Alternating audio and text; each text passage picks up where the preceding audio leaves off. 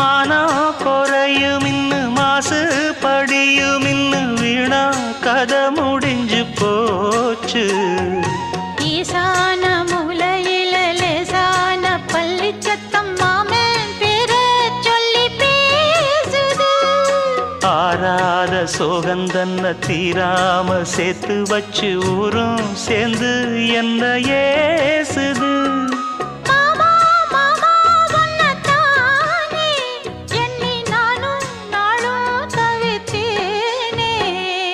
கூண்டுக்குள்ள என்ன வச்சு கூடி நின்ன ஊற விட்டு கூண்டுக்குள்ள போனதென்ன கோலக்கிளியே.